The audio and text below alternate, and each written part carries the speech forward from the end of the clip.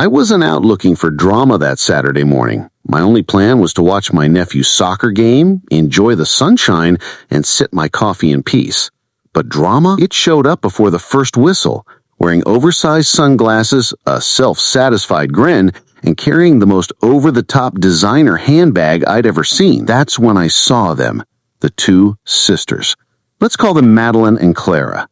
Madeline happened to be the president of our neighborhood association, the same one who once fined me for leaving my bins out a few minutes past the deadline. Her sister Clara had a similar talent for rules, except this time, they weren't exactly following them. It started with a small, almost unnoticeable handoff. Clara gave a laminated card to a man in a baseball cap. He slipped her some folded cash and walked away. At first, I thought it was nothing. But then I noticed how carefully she kept the card out of view, how quickly the money disappeared into her bag. I'd heard rumors about counterfeit neighborhood access passes floating around, cards that let you park in restricted areas, use members-only facilities, or sneak into private meetings. By halftime, I'd counted at least a dozen of these exchanges. That's when I decided to get a closer look. Clara had a small box of cards, and sticking out from her tote, a ledger full of names and payments. She wasn't just selling these passes, she was keeping detailed records. Busy morning? I asked casually. She shot me a glare. I don't know what you mean. Oh, come on, I said with a smile.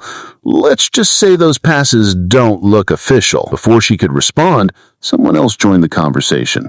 Officer Reyes, a parent from the other team who had apparently been watching the whole thing. He calmly let Clara know that they might have a legal issue on their hands. Madeline returned just in time to hear him say the words, probable cause. The next few minutes were a blur. Another officer arrived. The cards were examined. The situation looked worse by the second. By the time both sisters were escorted towards the parking lot, the sidelines were buzzing. Phones were out. Whispers were everywhere. The real twist came later. Officer Reyes mentioned that our association's bylaws had a clause. If a board member was involved in fraudulent activity, all fines issued under their leadership could be voided, which meant mine included. By Monday, the association had announced an emergency meeting, suspended all enforcement actions, and launched a full audit. Within days, community members were lining up for refunds. As for Madeline and Clara, let's just say their days of running the neighborhood were officially over. And me? I'll never forget that game. Not for the score, but for the moment justice scored bigger than any goal on the field. If you enjoy stories where justice has perfect timing, hit that subscribe button. You won't want to miss the next one.